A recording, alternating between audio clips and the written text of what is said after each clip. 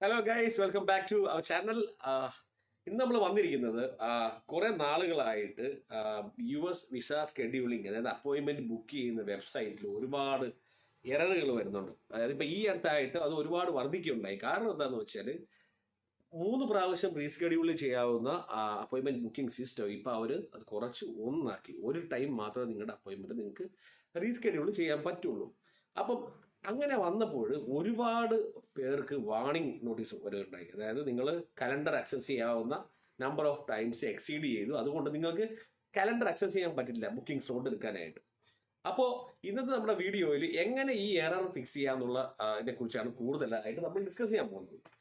അപ്പം first and foremost, ഒരിക്കലും നിങ്ങളുടെ കലണ്ടർ സെക്ഷൻ അല്ലെങ്കിൽ കലണ്ടർ വാർണിംഗ് വന്നു കഴിഞ്ഞാൽ, കലണ്ടറിൽ നിങ്ങൾ ആക്സസ് ചെയ്യാൻ പറ്റില്ലെന്ന വാർണിംഗ് വന്നു കഴിഞ്ഞാൽ നിങ്ങൾ എന്താ ചെയ്യണമെന്ന് വെച്ചാൽ, ഒരിക്കലും ഒരു 24 മണിക്കൂറത്തേക്ക് പിന്നെ നിങ്ങളുടെ US വിസ സ്കെഡ്യൂളിംഗ് ആ വെബ്സൈറ്റ് നിങ്ങൾ ഒരിക്കലും ഓപ്പൺ ചെയ്ത് കഴിഞ്ഞാൽ പിന്നെ ആ കൗണ്ട് ഡൗൺ ഒന്നിരുന്ന് സ്റ്റാർട്ട് ചെയ്യും. ഓക്കെ, നോർമലി ഈ US വിസ അപ്പോയിന്റ്മെന്റ് ബുക്കിംഗ് സിസ്റ്റത്തിലുള്ള എല്ലാ എററുകളും ഓട്ടോമാറ്റിക്കായിട്ട് സിസ്റ്റം തന്നെ ഫിക്സ് ചെയ്യും. മനസ്സിലായോ? അല്ലെങ്കിൽ അത്രയ്ക്ക് ടെക്നിക്കലായിട്ടുള്ള ഗ്ലിച്ച് ഉണ്ടെങ്കിൽ അവർ അത് വെബ്സൈറ്റിൽ തന്നെ പ്രോപ്പറായിട്ട് അവർ പിന്നെ വിസിബിൾ ആക്കി അവർ പബ്ലിഷ് ചെയ്യും. ഇങ്ങനെ മെയിൻ്റനൻസ് നടക്കുകയാണ്, വെബ്സൈറ്റ് എറർ ഉണ്ട് എന്നൊക്കെ പറഞ്ഞിട്ട് അവർ പബ്ലിഷ് ചെയ്യും. അപ്പോൾ അതുകൊണ്ട് എന്തൊക്കെ പ്രശ്നം ഉണ്ടായാലും നിങ്ങൾക്കൊരു വാർണിംഗ് നോട്ടീസ് വന്നു കഴിഞ്ഞാൽ, അല്ലെങ്കിൽ നിങ്ങളുടെ നമ്പർ ഓഫ് ടൈംസ് എക്സീഡ് ആയി, അല്ലെങ്കിൽ നമ്പർ ഓഫ് ടൈംസ് നിങ്ങൾ ലോഗിൻ എക്സീഡ് ആയി, അല്ലെങ്കിൽ നിങ്ങൾ മൾട്ടിപ്പിൾ ലോഗിൻസ് ചെയ്തു അല്ലെന്നുണ്ടെങ്കിൽ അങ്ങനെ എന്തെങ്കിലും വാർണിംഗ് വന്നു കഴിഞ്ഞാൽ ഒരു 24 മണിക്കൂറത്തേക്ക് നിങ്ങൾ പിന്നീട് ആ സൈറ്റിലേക്ക് ലോഗിൻ ചെയ്യാതെ ഇരിക്കുക. ഈ എററുകളൊക്കെ ഉണ്ടാകുന്നതിന്റെ കാര്യം ഞാൻ പറഞ്ഞുതരാം. മെയിൻലി എന്താണെന്ന് വെച്ചാൽ, നിങ്ങൾ VPN ഉപയോഗിക്കുകയോ മൾട്ടിപ്പിൾ ബ്രൗസേഴ്സിൽ നിന്ന് മൾട്ടിപ്പിൾ ഡിവൈസിൽ നിന്ന് സൈമിൾട്ടേനിയസ് ആയിട്ട് ലോഗിൻ ചെയ്ത് ബുക്കിങ്ങിന് ശ്രമിക്കുകയോ ഒക്കെ ചെയ്ത് കഴിഞ്ഞാൽ ഇൻഡിവിജ്വൽ ലോഗിന് പ്രശ്നമുണ്ടാകും. പക്ഷെ ഇതൊക്കെ ഓവർ റൈഡ് ചെയ്യുന്നതുകൊണ്ട്, സ്ക്രിപ്റ്റുകളും ബോട്ടുകളും വെച്ചുകൊണ്ട് ഏജൻസ് കൂടെ ട്രൈ ചെയ്യുന്നുണ്ട്. അവർക്ക് അതൊക്കെ ടാക്കിൾ ചെയ്യാനുള്ളൊരു സിസ്റ്റം ഉണ്ടാക്കിയിരിക്കും. പക്ഷെ നമ്മളെപ്പോലുള്ള ഇൻഡിവിജ്വൽ യൂസേഴ്സ് ഒരിക്കലും മൾട്ടിപ്പിൾ ഡിവൈസിൽ നിന്ന് ലോഗിൻ ചെയ്യുന്നത് ഫീസിബിൾ അല്ല. അത് നിങ്ങളുടെ അക്കൗണ്ടിൽ മേ ബി പെർമനന്റ് ബാൻ വരെ കിട്ടാനുള്ള സാധ്യത ഉണ്ടാകും. സോ VPN ഉപയോഗിക്കുന്ന ഒഴിവാക്കുക. ഒരു ഡിവൈസിൽ നിന്ന്, ഒരു IP അഡ്രസ്സിൽ നിന്നും മാക്സിമം ഡെയിലി ഒരു 1 അവറിൽ ഒരു പ്രാവശ്യം മാത്രം ലോഗിൻ ചെയ്തിട്ട് ബുക്കിങ്ങിന് ശ്രമിക്കുക കേട്ടോ. അതും 24 അവേഴ്സും ചെയ്യരുത്. ഒരു ദിവസം ഒരു 12 മണിക്കൂർ നിങ്ങൾ നോക്കുക. ആ 12 മണിക്കൂറിൽ നിങ്ങൾ 12 പ്രാവശ്യം ലോഗിൻ ചെയ്തിട്ട് സ്ലോട്ടുകൾ ചെക്ക് ചെയ്യുക. അപ്പൊ ഇതാണ് ഫസ്റ്റ് ആൻഡ് ഫോർമോസ്റ്റ് ആയിട്ട് എനിക്ക് പറയാനുള്ള കാര്യം.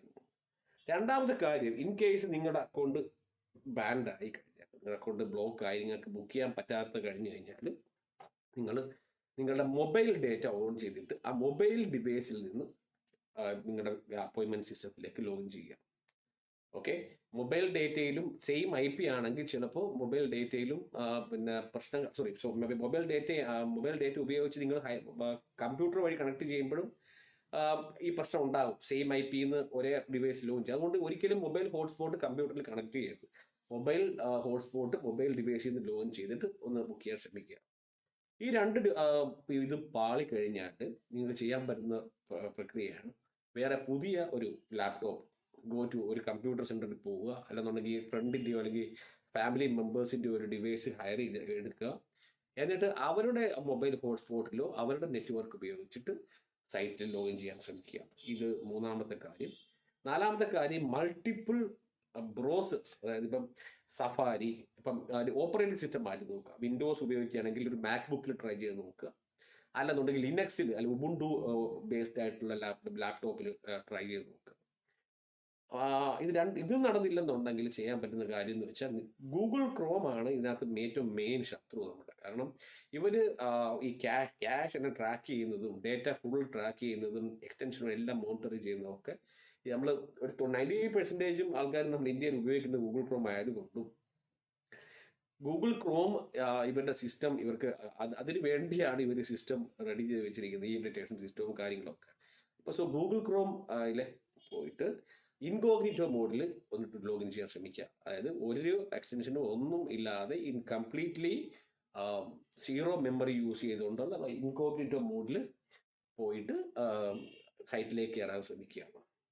സോ ഇതും നടന്നില്ല എന്നുണ്ടെങ്കിൽ ചെയ്യാൻ പറ്റുന്ന ഒരു കാര്യം എന്ന് വെച്ചാൽ, ഒരേ ഒരു കാര്യമുള്ളൂ, 24 hours വെയിറ്റ് ചെയ്യുക. വെയിറ്റ് ചെയ്തിട്ട് വേറെ ഒരു പുതിയൊരു ബ്രൗസർ വഴി ട്രൈ ചെയ്യുക. ഈ എററിന് ഏറ്റവും വലിയ കാരണം എന്താണെന്ന് വെച്ചാൽ ക്രോം എക്സ്റ്റൻഷൻസ് ഉണ്ട്. ഓട്ടോമാറ്റിക്കായിട്ട് ബുക്കിംഗ് നടത്തുന്ന ക്രോം എക്സ്റ്റൻഷൻസ് ഒരുപാടുണ്ട്. അത് മാത്രമല്ല പ്രൈവറ്റായിട്ട് ഡിസൈൻ ചെയ്ത ഈ ഏജൻറ്റ്സ് റൺ ചെയ്യുന്ന ക്രോം എക്സ്റ്റൻഷൻസും ബോട്ടുകളും ഒക്കെ ഒരുപാട് ഈ ഓട്ടോമേറ്റഡ് ബുക്കിംഗ് നടത്തുന്നുണ്ട്. അവരാരും മാനുവലായിട്ട് ലോഗിൻ ചെയ്യുന്നില്ല. അത് മറ്റുള്ളവരുടെ ഒരു കംഫർട്ടിനെ അല്ലെങ്കിൽ മറ്റുള്ളവർക്ക് ഒരുപാട് പൈസ കൊടുക്കേണ്ടി വരുന്നു. അതുകൊണ്ട് അതിനൊക്കെ ഒന്ന് ഒഴിവാക്കാൻ വേണ്ടിയിട്ടാണ് US ഗവൺമെൻറ് ഈ ഒരു ബാൻ സിസ്റ്റം ഉണ്ടാക്കി വെച്ചിരിക്കുന്നത്. അല്ലാതെ ആരെയും ഉപദ്രവിക്കാൻ വേണ്ടിയിട്ട് അല്ല.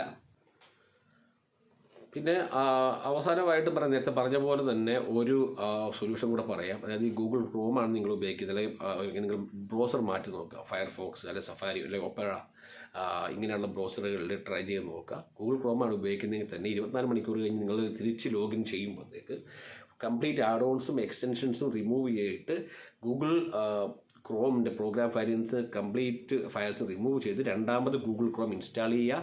എന്നിട്ട് ഇൻകോഗ്നിറ്റോ മോഡിൽ മൊബൈൽ ഡേറ്റ വഴി കണക്ട് ചെയ്തിട്ട് ഹോട്ട്സ്പോട്ട്, കമ്പ്യൂട്ടറാണ് ഉപയോഗിക്കുന്നതെങ്കിൽ മൊബൈൽ ഡേറ്റ വഴി ഹോട്ട്സ്പോട്ട് ലാപ്ടോപ്പിൽ കണക്ട് ചെയ്യുക. എന്നിട്ട് ലാപ്ടോപ്പ് മൊബൈൽ ഹോട്ട്സ്പോട്ട് വഴി ഈ നമ്മുടെ ബുക്കിംഗ് സൈറ്റിൽ കണക്ട് ചെയ്യുക.